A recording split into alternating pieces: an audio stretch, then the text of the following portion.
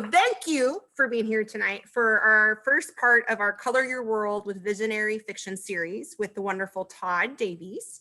Tod is the author of the History of Arcadia Visionary Fiction series and the Jam Today cookbook and memoir series, as well as the editorial director of Indie Exterminating Angel Press.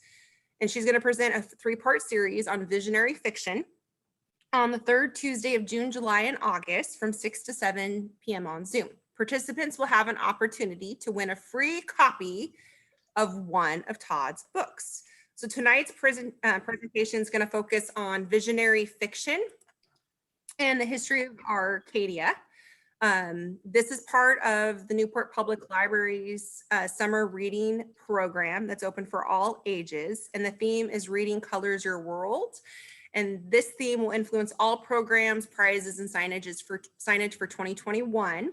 So it's the Color Your World with Visionary Fiction series. You like how we did that, the play on words. So with that being said, I would like to turn it over to Miss Tod Davies. Thank you very much, Miss Laura. And I want to say thank you to the Newport Library and to Laura and to Catherine for organizing all of this. Laura, I have known Laura since she was the head librarian at the Medford Library, where she completely upended it and just spectacularized it. So she's moved since then to Newport, which is Medford's loss, but boy, it's the Central Coast gain. I'm so grateful to have her here, and I'm so grateful to be working with Catherine too. So you guys, I mean, I know a bunch of people who are here, and you guys all know I'm extremely interactive. So just leap in if you've got any questions, because I just have like an outline of what I was going to talk about. And what I'm really interested in is in talking, I mean, it's a 3-parter, but tonight we're going to focus on the importance of fantasy, of course, which I'll come back to in every single session, but also the importance of children's books for all ages, especially for adults right now. Yeah.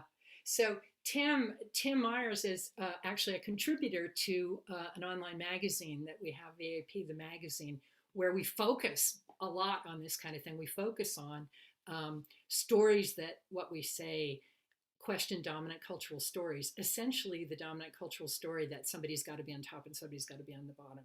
We're really very into mutual aid, very into thinking about how the people who look the lowest on the totem pole are always, in fact, the people from whom change comes. And I'm going to talk about the wonderful way that I found out that I'm actually writing visionary fiction from someone who's doing a lot of work in that area, Walida Amarisha, who's a social activist in Portland. But I think that probably one of you has heard some of these stories about how I ended up writing the history of Arcadia, but I'm not sure how many of you know that I was commuting back and forth to Liverpool from the Rogue Valley. Yes, Liverpool, England, for about 8 years, where I worked 6 times a year, which you could not do now, it would kill me. And I was working in a neighborhood called Toxteth, which at the time, this is 20 years ago, at the time was one of the most deprived neighborhoods in Europe, in fact. And I was a film producer there. I was producing films, but I was also a social activist, because that neighborhood had so much energy. It had been, at that time, abandoned by the government because there had been riots there a few years previously. So when I wanted to buy an old mission hall in the neighborhood, every bank I went to said, "You don't know, but there were riots." And I said, I do know. I'm American. A riot means energy to me. Just, will you loan me the money or not? And they wouldn't. So I had to finance it in another way. I settled there, and what was happening to the children in that neighborhood just absolutely infuriated me. There were kids that had not learned how to read by the time they were 12. I remember telling one kid, "That's like your hands have just been cut off. You just have to learn how to do it." And I got to know a lot of the social workers and a lot of the ministers that were in charge of social justice in the area, and policemen, probation officers and things. And while I was there was a 12-year-old boy who was arrested for having run a drug ring out of Wales of 9 adults since he was 10. And the reason he was arrested was because his mother had reported him missing 6 months after he had stopped coming home. I mean, they never would have found him otherwise. So I went to I went to everyone and I said, "Do you guys realize that if this kid had been a different race and had been in a different neighborhood, that this kid would be probably solving all of your environmental problems, all of your economic problems? Do you realize that what you've just done is you've thrown this child away and thrown away the energy and the incredible intellect that must have gone, the administrative ability alone to organize 9 people in a drug ring, you know?" So I started really thinking about how that neighborhood, what would happen to change that neighborhood? How could I change, not how could I change it, but how could it be changed? And I started fooling around. I wrote a screenplay that didn't really work. I started working on a book that started to sort of come together, and a children's book sort of started to come together. I didn't have any name for what I was doing, but I knew what I wanted to do, which was to figure out what would it take to transform the world that this kind of activity had happened in? What would it take to move it forward? And then there I was reading Bitch magazine one day, and there was an interview with a social activist, educator, and writer named Walida Amarisha, where she said what I was doing was visionary fiction. She defined it because that's what she's doing, and that's what a lot of people up in Portland are doing. That's what a lot of people everywhere are doing, but she actually made a definition, and this was her definition. Visionary fiction is a term I developed to help talk about fantastical writing that helps us to imagine just new worlds. Visionary fiction encompasses science fiction, fantasy, horror, magical realism, alternative timelines, and more. It's fantastical literature that helps us to understand existing power dynamics and that helps us imagine paths to creating more just futures. And part of the reason, she said, that I wanted to create this term was to be able to talk about science fiction and the other genres and be able to differentiate from mainstream science fiction and the other genres, which so often just replicated the power inequalities of this world and grafts them onto the future. Completely right. I mean, I was just like, that was it, man. I was all in for writing visionary fiction. That was going to be it for me. I took her out to lunch. I told her how wonderful and she is. She's amazing. She's a superheroine. It was quite startling. So those were my goals as well. I wanted to work out for myself how the world could be transformed based on mutual aid and comfort and kindness and patience, rather than on hierarchy and dominance, with the powerful needing the so-called weak in order to, well, what I always think of it is the powerful frequently push all of their issues downstream onto the powerless and say, it's your fault. And I've noticed that I really think a lot about that when I'm watching people in power make contradictory assertions. You know, like Antifa was responsible for the Capitol riots, but at the same time, Ashley Babbitt, who was killed, was a patriot. I mean, how you can have both of those things in your head? Well, what you need is you need powerless people that you can push these contradictions down to so that you can believe anything you want. That's one of the reasons why people need powerless people. So the best way I could go forward, given my own interests, was in fantasy, and to start with children's stories. But why fantasy? So today I was rereading Mary Poppins. This is the kind of thing I do all the time. And Mary Poppins comes back, and the sun, the actual sun, says at one point, when he has a big party of the constellations and the moon, and Mary's in the middle of it, he says, "Perhaps we shall never know more than this, that to think a thing is to make it true." And I think we all know that that is to a certain extent true, that the stories that we tell become true. I felt, and of course I'm not alone in this, that if we were to bring about a new world based on more evolved values, we were going to need to be creative. And fantasy, in my opinion, is the most creative of all the arts. Tolkien, in fact, J.R.R. Tolkien argued that it was the purest art because it rested on the gift that makes us human, which is imagination, of course. the imagination is image making. And once you've made an image, you can try it out. You can see what happens with it. It's a way of projecting possibilities into our world. What happens in fantasy actually stimulates creativity. It's funny that people frequently say fantasy is escapist. No, not no. There's a whole department in a university in London that studies magic and the history of magic and magicians, and it's a fascinating department. A man named Gustav Kuhn wrote a book called Experiencing the Impossible, where he analyzed a lot of the experiments that they were doing in the lab. And one of the things that they did was they showed two groups of children different clips from Harry Potter movies. One set of children got to see just clips of things that happened in Harry Potter.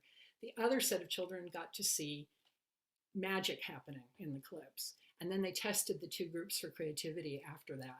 And what they found was the kids that watched the magic scored higher in creativity afterward, because their brains were leaping up to try and understand something that looked inexplicable to them. And it should be obvious, although I don't think it is obvious to people, because our culture has such a division between what we think of as rationality and irrationality. But really, I always think that there's a higher rationality that the inner world has that we haven't explored yet. We've done a tremendous job, the West, of exploring the outer world, but of exploring the inner world, we have done really, really a crap job, truthfully. It should be obvious that centaurs, mermaids, fairies, trolls, angels all actually exist. They're all, let's say, not exist. They're all actually real. Why otherwise would we biologically believe in them and have believed in them and cross-culturally believed in them? Now, I'm not saying, you're going to walk down the street and meet an angel, but that it has a deep, deep meaning for human beings is, I think, just, you can't argue with that. I remember having a conversation with a young woman who was explaining to me how she was not going to tell her children that Santa Claus existed. And I was horrified with that. I said, no, you must not do that. And she said, why? He doesn't exist. I'd be lying to them. And I said, no, Santa Claus exists. And she said, you mean he exists in our hearts?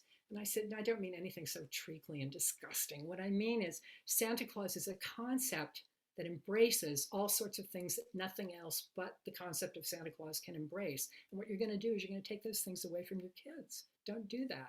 Don't do that. Don't fall into the fallacy of thinking that fantasy is somehow a bad thing, because it isn't what we can see in our culture right now, which I think has been pretty much proved in a lot of different places, that what we see is what we expect to see. So it doesn't push the envelope at all. And what we are going to need to do is push the envelope. And I think that when I started these books 20 years ago, that seemed very important, but how much more important now, How much more important now does it seem when everything has been thrown up into the air in little colored bits of paper in the last pandemic year and haven't fallen down again in a pattern? Really. It's a great opportunity. I mean, it's quite a startling moment. Who knew? Who knew we were going to be going through this? But we are. So we might as well embrace it as an opportunity. There's so many different ways to form a culture.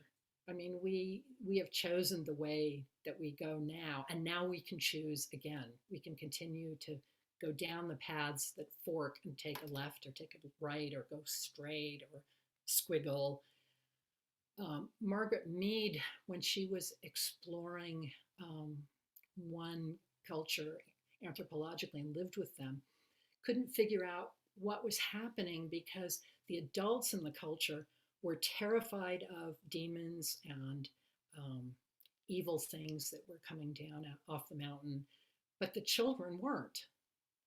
And she couldn't figure that out. The children were perfectly unafraid and perfectly happy to be children until they hit the age where they were supposed to consider being an adult. And she thought, well, that was really weird because that's the reverse of what happens in our culture, which is that we supposedly, children are the ones who are afraid of demons, and adults have learned that demons don't exist. And then she realized actually that culture had made decisions that being an adult was going to mean being afraid of demons. And we have made a different decision.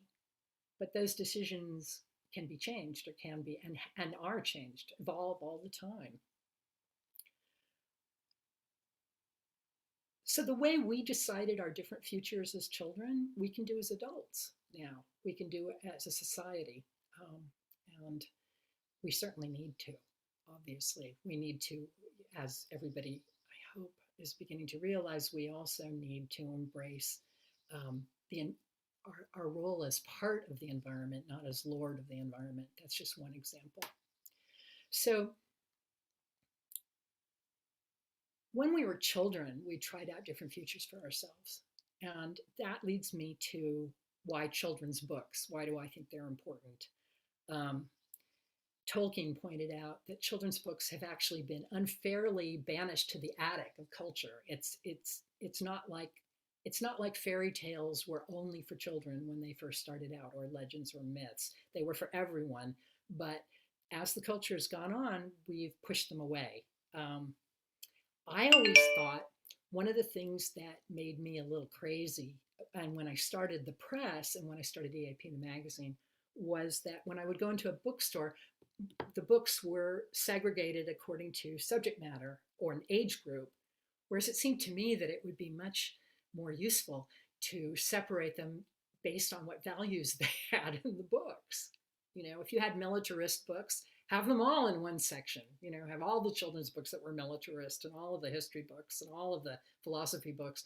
And then if you had books that were interested in mutual aid, put them all in one area, because then it would make it easier for kids to figure out that there were all these different values that you could pick from, or you could grow into. And obviously the stories that I am interested in are the ones that ask the questions that I think we're all the most passionate about, and ask ourselves all the time. Who am I? What am I doing here? What should I be doing? What is good? What is evil? That gets lost in what we have sort of valorized as the higher fiction, in literary fiction now. A lot of the time it's relativist. A lot of the time it's there is no good, there is no evil, it's just what you make of it. Children's books don't do that. And there's a reason for that, which is that it isn't relativist. There is good and there is evil, that we can't perceive exactly what is good and what's evil, and we're continually working it over. That's a different issue. That was when I saw, and I know I sent an email out to EAP about this, when I said that it occurred to me suddenly that Dante had been one of the original visionary fiction writers, because that's what he's doing. He's saying, what is good? What is evil? Where can it go? What should we do? Who am I? Right? So Snotty, obviously from the start, Snotty was about a horrible little child. It was obviously going to be a children's book about how Arcadia began as a changing story. And of course, I added footnotes from a scientist from the other world after it had been transformed. And I could never figure out, I really wanted to have an audiobook of this book, but I couldn't figure out how would we handle the footnotes. And then, like a miracle, Colby Elliott of Last Word Audio, who in fact is in this mix tonight, maybe we'll talk a little bit about it, I hope. He actually he had narrated the first book that we had published, The Supergirls, and it's done really well as an audiobook by Mike Madrid. And then he did a version of Report to Megalopolis, which is the fourth Arcadia book. It's the one where the villain is the narrator of the whole Arcadia series. And then he did Snotty Saves the Day, and the footnotes are spectacular. And I know Lanny, who's on this, has heard the audiobook, so maybe she'll say something about the footnotes, because she was startled. She said, that's amazing how wonderfully he did them, and how wonderfully he does the narration too. It's so magical, which is just what you want from an audiobook about a children's book. So of course I was influenced by all of the children's books I loved as a child, and which I continue to read and reread as an adult. A Wrinkle in Time, for example, which I'm sure a lot of you loved. Um, the Alice books, which is one long protest by a mathematician against a world that's put in little boxes. That scene, all the scenes about the chess playing where you can't move. And that's where, oh, by the way, the Jam Today books, those of you who've read them, that comes from Alice, where the Queen says, it's always jam tomorrow or jam yesterday. It's never jam today. And Alice says, surely sometime it must be jam today. And the Queen says, it's never jam today. We're very in favor of it being jam today all the time. So, oh, The Hobbit. I love The Hobbit. Narnia, the Narnia stories. Mary Poppins, which I had a look at again today. And maybe the writers out there always notice this too. I really notice that when I have written something that I'm quite passionate about, and I'm rereading a book that I read when I was a child, I realize I stole stuff from this book that I read when I was a child. There's a thermometer in Snotty where one of the characters lays it against Snotty's head to see what kind of fever he's got. And his illness is that he betrayed a friend. And of course, Mary Poppins has got that thermometer. I had totally forgotten that until I was rereading it today. So there's really too many children's books to name now, although I'm sure everybody out there has got their favorites, and you should be really rereading them and having a great, whenever you're stressed, I urge you to reread those children's books because it really makes you feel much better and brings what Tolkien calls the consolation of fairy stories to any kind of troubled life. But the book that I always go back to the most is Wind in the Willows by Kenneth Grahame. It's mostly, as you know, thought of as a children's book, but I think it's one of the best novels. Oh, Colin's, Tim's nodding. Thank you. It's one of the best novels of the 20th century, and it doesn't get the respect and attention that it deserves. But I actually have 2 copies. Ooh, speak. Oh, I can't hear you. You've been muted. Sorry about that. The section of the Piper at the Gates of Dawn is one of the most powerful philosophical spiritual statements that I've ever read. And again, this isn't a children's book. Thank you. Me too. And the funny thing is, I come from a lovely Catholic family where I am the farthest left at the oldest part, and the youngest is the farthest right. And he has six wonderful children. And we were talking about Wind in the Willows, and I was saying what a wonderful book it was, and he was saying how his children just adored it. And then he said, "But the one thing I do not get, that Piper at the Gates of Dawn, I don't understand that at all." And I just started laughing. I quoted C.S. Lewis, who said, "One day you will be old enough to understand fairy tales." So, and I think that probably, Tim, you'd agree with me that the stuff that really gets to you is it is so human, the book, which is funny because it's all beasts, but it's about human longing and human relationships and human love and desire for safety, desire for adventure, desire for novelty, desire for kindness, friendship, love of home and family. I mean, when the mole is walking by his home that he hasn't been to in ages because he's been adventuring with Ratty and gets a sniff of it, and Lois, I want to go home. And Ratty goes, "Oh, I'm a terrible person. I was so busy thinking my home was better than yours. Let's go to your home, Mole." And then they go, and his little things that he's got there, it's so touching. It's so to the heart of us being human, you know? So, and then there's George MacDonald, who was a writer of Victorian fairy tales. And George MacDonald, he wanted his fairy tales to be read by adults. It was really hard for him, though, because in Victorian England, things were put in boxes much more even than we put them in boxes. So he was constantly being misunderstood and being, "Oh, it must be children that want to read it. Oh, your writing is not, it's not up to standard because it's fairy tales." He really wanted to open the eyes of Victorian readers to the possibilities of a more wonder-filled world, which, was uphill work to be doing that with those Victorians. he wanted to do it with fairy tales. And of course, he was quite right. There is one law, I think, which I say in Snotty, is the law of all the worlds, which is that wherever is the smallest thing, the least regarded thing, that's where you should always look for how you're going to go forward or for the solution to a problem, always. And I hope nobody will think I'm blasphemous when I say this, but that's obviously the story of Christ as well, that he was the smallest and most disregarded person in all of Roman Empire. And whatever you might think of it, look what came of it.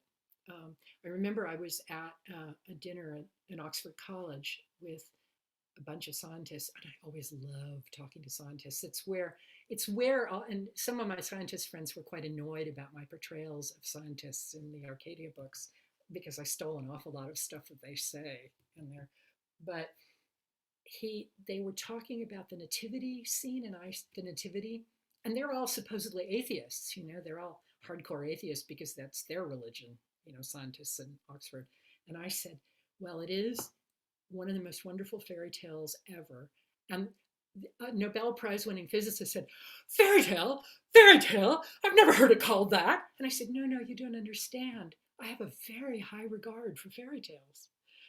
And he walked me home after that, and we had a great talk. But that just cracked me up. That he was offended, he, an atheist, that I was calling Christ a fairy tale. So that kind of moves me into the present day scorn. How am I doing? Yeah, then we can open it up. We can open it up to just talking together. So, but I want to talk about the present day scorn of fairy tales and of children's stories, which is wearing out, I got to say. But 10 years ago, 20 years ago, everybody just scorned them. Fantasy was, you just didn't read fantasy if you were an adult. They had to bring out the Harry Potter books with different covers so that adults wouldn't feel embarrassed about reading them, which I thought was sort of charming and funny.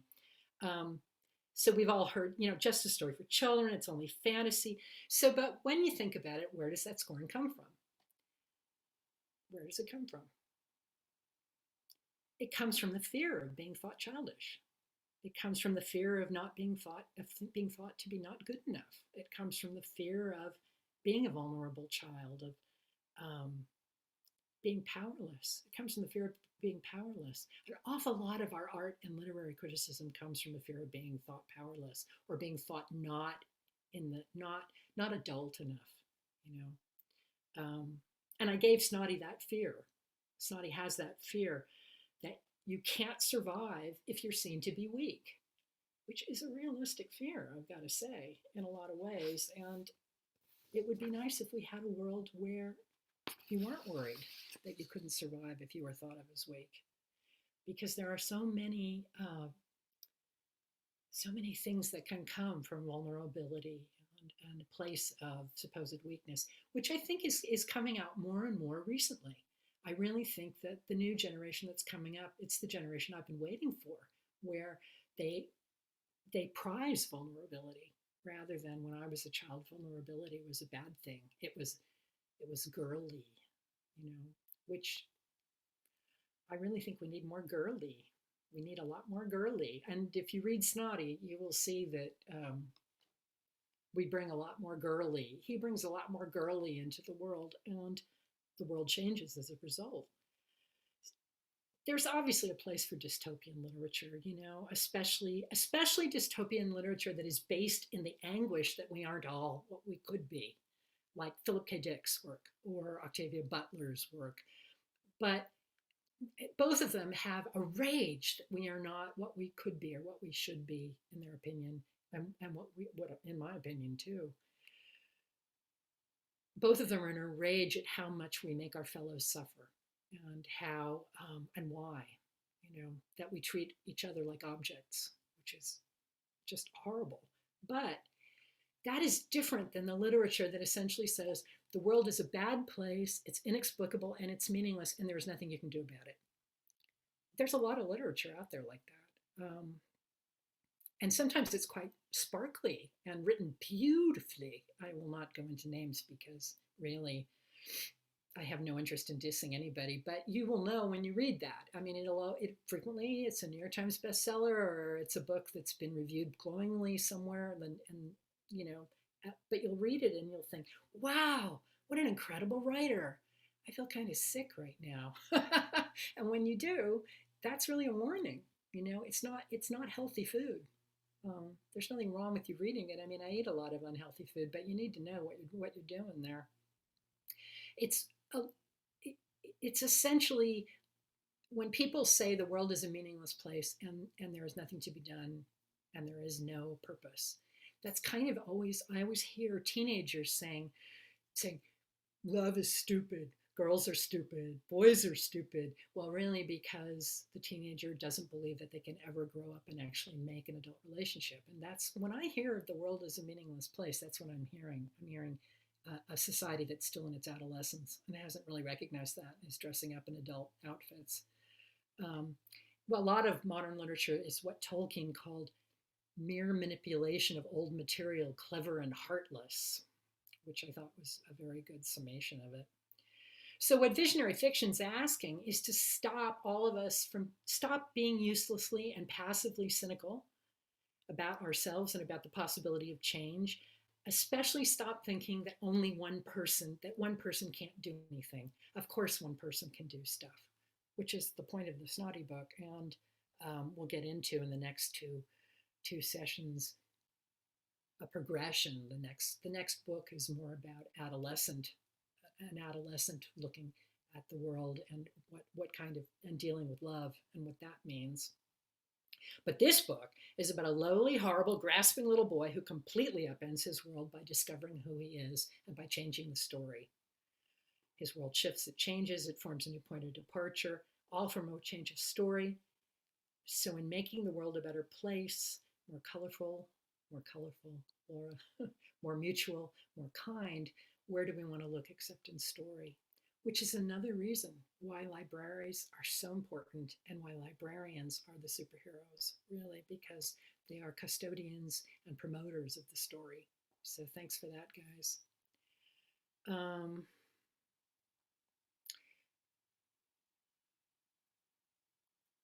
I think I'd really like to hear what people think about what I've just been saying, rather than just go on talking. I could read a couple of poems, but anybody out there? I can see Tim. Anybody out there got any questions or want to add anything? I have a few comments. Oh, hey, how are you doing? Hey, Todd. Doing great. Couple of things. One, I thought it's interesting that you mentioned Santa Claus and what your response to this woman. Santa Claus emerged from the stories about a real person.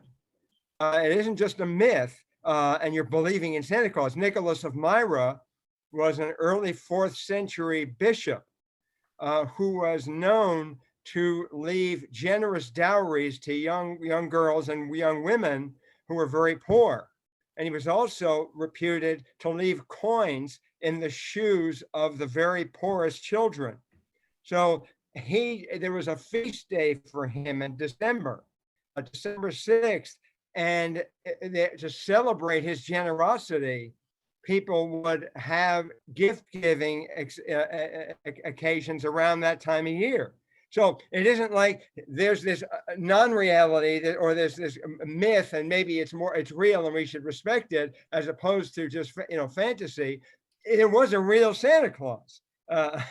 So I just point that out as an adjunct to your response. The second thing, I don't really have two comments. The word hierarchy can be stereotypically loaded in a negative way. Sometimes I've worked for people or have editors. I don't think of hierarchy as necessarily bad. I think that there's good hierarchy and bad hierarchy. Good hierarchy comes in the form of guidance. I'm glad somebody there has experience and has a different perspective and maybe has the responsibility to make the decisions. If I'm working in a restaurant, how much seasoning to put in the food. I need guidance. I value it. I don't just experience it as domination and something evil. So those are the two comments. So thank you, David. And I think you also know, because it's all over the website for the Exterminating Angel website, what we're talking about is not situational hierarchy. Of course, you have to have hierarchy. You know, if I'm producing a movie and I say, you've got to move over there, they had better move over there.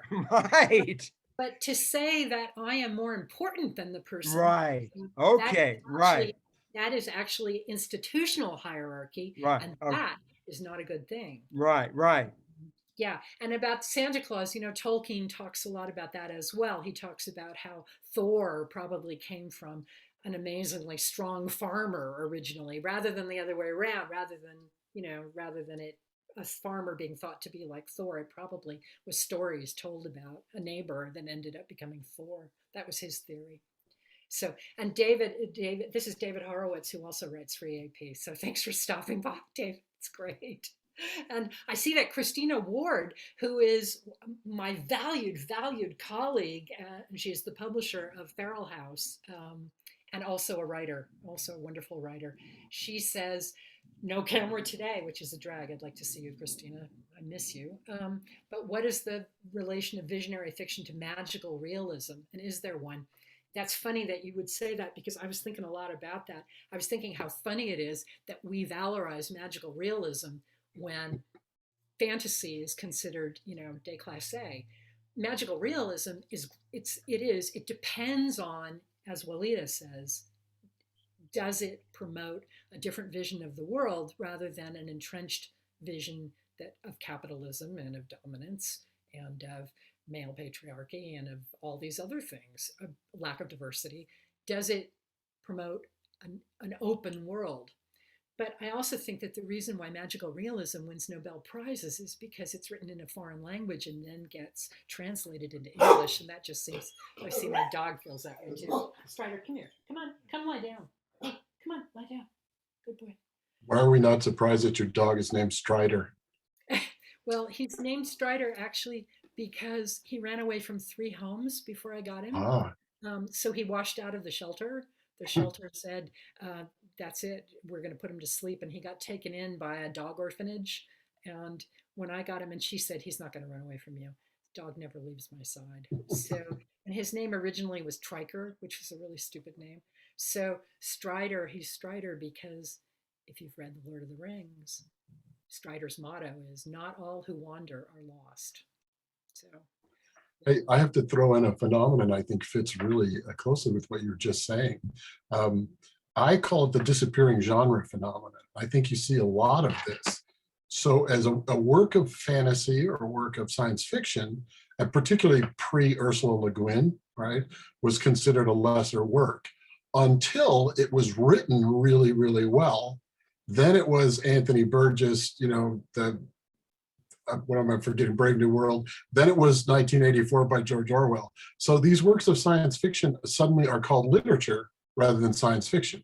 The genre is disappeared because they get good enough. So what magic realism does, and I'm a huge fan, I don't mean that, but it's like, it's approved science fiction, it's approved fantasy. And part of the way they get away with that, which is really amazingly simple, is usually the amount of fantasy and the way it's presented is just diluted down, and so it fits with realism. I mean, magic realism tells you right there, it's almost a con. It's almost a bait and switch. Right? We're going to give you some magic, but we won't take. oh, wait, I lost him. I've frozen. Can everybody still hear me? Yes. Yeah.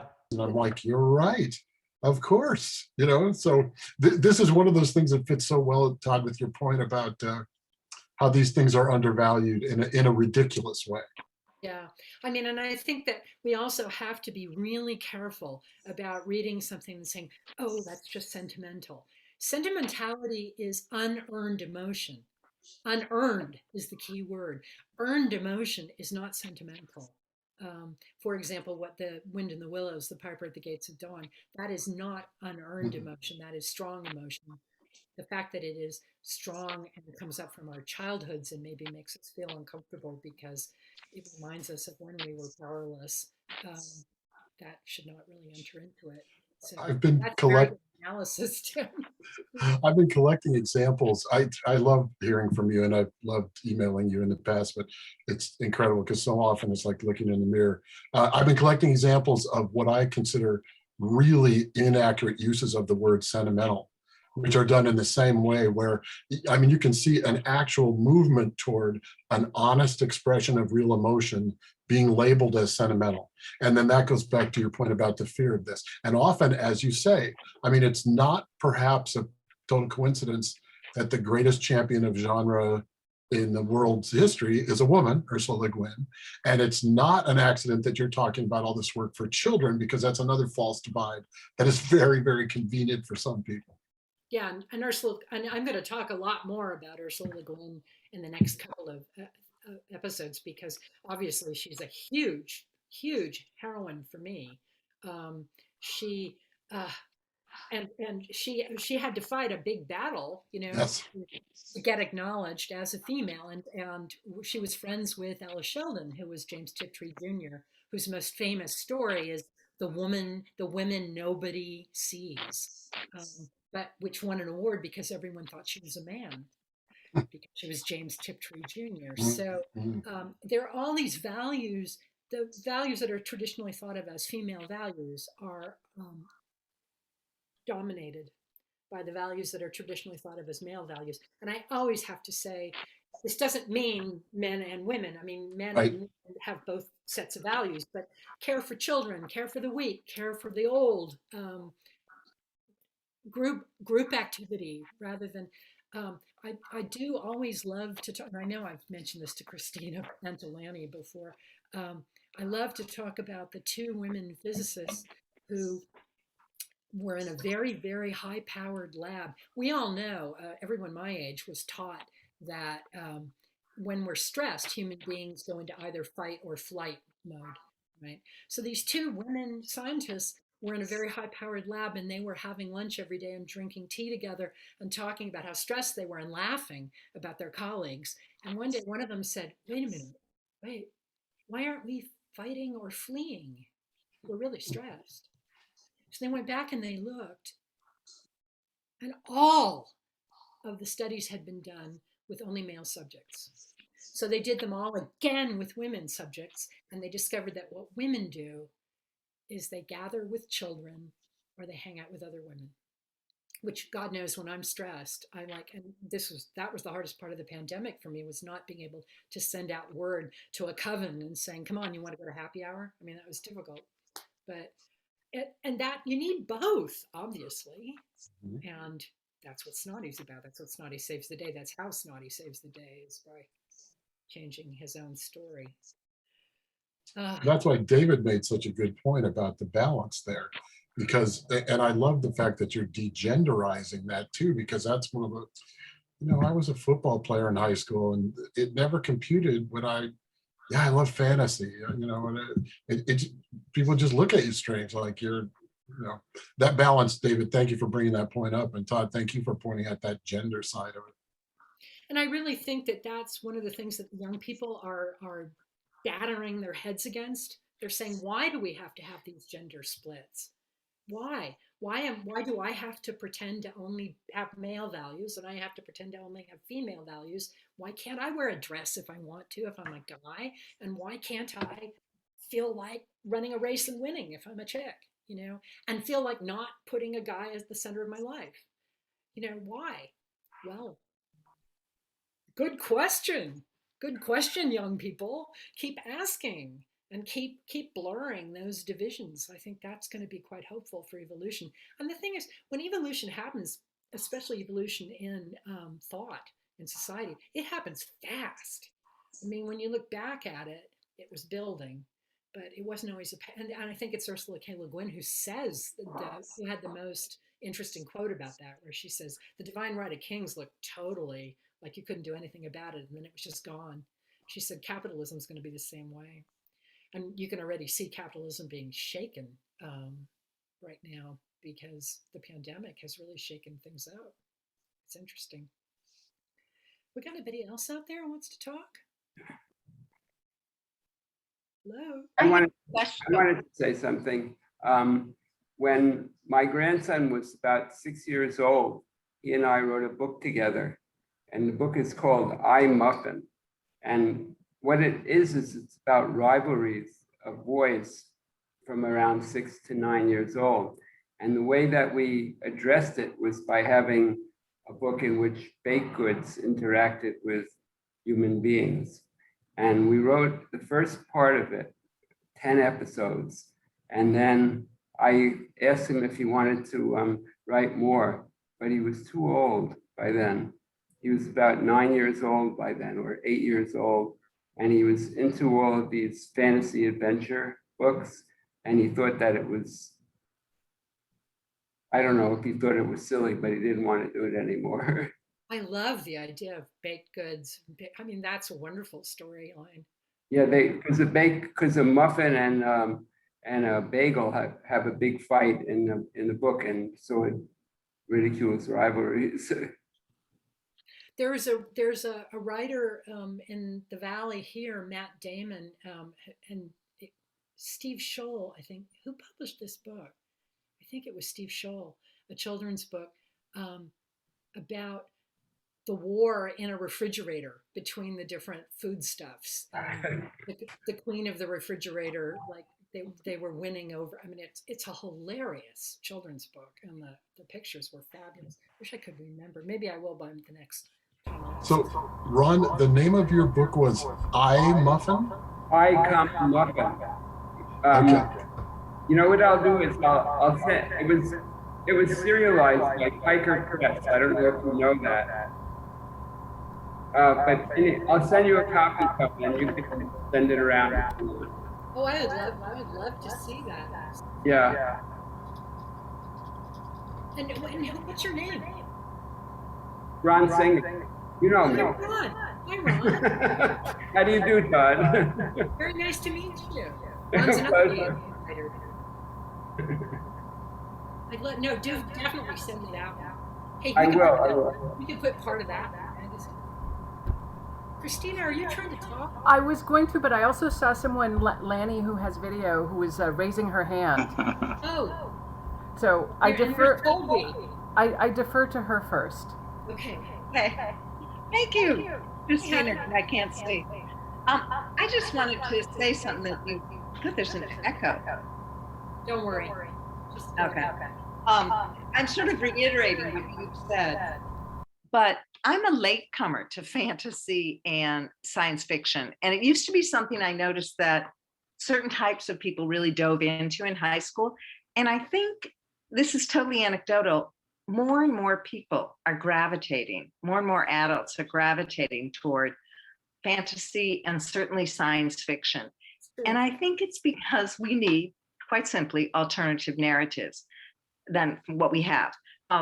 Something that out there, I mean, are any of you like recent converts to the genres? I am. And I noticed that in my friends as well. So just passing it on. Anybody else? Yeah. A recent Yeah. convert? I wanted to recommend a Czech fantasy writers that you may or may not have heard of. He's often compared to Kafka, but he's different. His name is Leo Perez. Have any of you ever heard of him? Perutz. Perez. Okay. Yeah. Anyway, he writes historical fantasies that I think are very good. I've read a lot of them. Thank you. Sure, sure. So Christina, now your turn. You're up. I do, and also I see Conrad is raising his hand, and that I don't have my camera. I cannot. So. Okay, hi Conrad. Go. Your turn. You're up. I said I could wait, but okay. All right. I guess I really liked what you were saying about fairy tales being re-embraced for why they were initially rejected for being sincere or emotionally direct. And I feel like what you were saying about people rejecting them on the grounds of sentimentality, being sentimental, when really it's just sincere. I feel like sincerity has been rejected in a lot of stories that we've been telling for the last 20 years. I mean, people in our rush for deconstructive takes that overcame a glut of media that was certainly sentimental, especially in the 90s, a lot of 90s movies. We just really embraced cynicism in the quest for honesty and meaning, and we've lost out on a lot of other important stories that can carry messages too. I mean, one of the popular jokes or criticisms about millennials is that we're not allowed to show emotion, or we're discouraged from being emotionally sincere. Not all of this, of course, but it's just a trend. And yeah, I also hope to see more of that trend bucked in stories going forward. So. Yeah, it's especially good to hear it from a young person. Thank you. Now, Christina, now you finally. Yes, and so again, I'm at my cabin and forgot my camera otherwise. But I have two questions. I am not a fantasy reader. I enjoy fairy tales, though, and enjoy them for their both cultural and historic elements, as well as how they tell history and morality tales. So with that being said, how does, this kind of coattails a little bit on what Lani was saying, how does someone jump that uncanny valley, that suspension of disbelief enough to embrace fantasy as an adult if you've been away from reading that type of book for decades? Well, I think that you just have to respond emotionally to the imagery and to what's going on in the story. And if you don't, then it's not for you. Then just keep reading other stuff. Well, that's what we all do, And anyway, have you tried anything lately? Have you tried any N.K. Jemisin? You would love you personally. Yeah, well, maybe I will. I haven't. I've built up that, and I guess I'm guilty of some of the things that you were talking about. I'm guilty of building up those walls and making judgments about what visionary fiction, and all of the other related genres are. So you should have a look at the Broken Earth trilogy that N.K. Jemisin's written, because it is one of the most powerful stories about what it's like to be Black. All right, I'm gonna. The character is not Black, and it's a different world. I'm gonna read it, and then I can report back to the group after the third meeting at least. Yeah. Hey, wait, have you read Snotty? I have, but I read it differently because I wasn't reading. I read it because I wanted to read your book, versus kind of coming to it like from an embrace. You know what I mean? Yeah. So when I was a child, it looks like we don't have much time to try and rush through this. This is what I think about History of Arcadia. When I was a child. Sound is breaking up. What? The sound is breaking up. Oh, is it? Oh dear. Yeah. Is it back? Yes, it's back. Okay. So when I was a child, Christina, we had I went to Catholic school, and we had festivities for everything. And we had this thing called Mater Admirabilis, which was where we celebrated a portrait of the Virgin Mary where she was dressed in a pink gown. And the story behind it was that a nun had painted a picture of her with a pink gown, and it was such an ugly picture, the nuns couldn't stand it, and they put a curtain over it. And one day there was a visiting bishop, and the curtain fell down, and the picture looked beautiful, and the bishop fell in front of it and said Mater Admirabilis. So we used to think that was hilarious when we were kids. I used to say it was the miracle of tempera paints, but what I'm saying is that happens with work, that you will see it a certain pink and think, oh my God, no. 10 years later, you will read it and you'll go, oh, pink. So it does depend on where we come from. And I think we do need to be aware of that a little bit. Let me piggyback on that really fast too. I think one thing is really important to keep in mind with fantasy maybe even more than science fiction. It's not a coincidence that the guy who said 90% of everything is crap, Theodore Sturgeon, was a science fiction writer. in genre generally, now, again, this is my opinion and impression, but there may be a higher degree of crap. I love pop music, but I think there's a higher degree of crap in pop music than there is in jazz. But that doesn't mean there isn't any crap jazz, because there is. So I guess what I'm saying too, Christina, is there's some really bad fantasy. One of the rules in my house from my wife, the PhD reading specialist, is you never have to finish a book. Pick Yeah. one up, and if it's not cranking for you, let it go. It is Right. harder to find the good stuff in genre, in my opinion. And unfortunately, I think that the mathematical tendency for crap in those genre areas turns a lot of people off. Yeah. And that's unfortunate, but there's just nothing to do except look around till you find something that's really great. It's absolutely true. And you're absolutely right about genre too. Romance novels are another really good example of that. There is some really great romance writing, but you'd have a really hard time finding it unless someone was guiding you. I think we're getting close to the end here. I really want to thank the library again, and I want to thank Laura and Catherine again, super heroines. And I want to thank everybody for coming and for interacting so passionately. It's been great. I do want to say, because I never got around to making Colby Elliott talk about narrating Snotty Saves the Day. Snotty Saves the Day is available on Audible now as an audiobook. And let me tell you, Colby is terrific. His narration is just beyond anything. And then Report to Megalopolis, which we'll talk about in the third section, he narrates that one as well. I kind of would like him to narrate the two that have women narrators, but I think he wants to find some women narrators for those. We never can tell. We never can tell. So anyway, I really hope to see all of you who would like to continue this conversation at the second one of these, where we'll move on to Lily the Silent and the Lizard Princess as kind of frames for what we want to talk about. There'll be more Ursula Le Guin in that one, and more talk about illustrations and what illustrations bring to visionary fiction. My illustrations done by Mike Madrid, who also wrote the Supergirls. So that is third Tuesday, July 20th at 6 PST. So Laura and Catherine, are you out there? We are out here.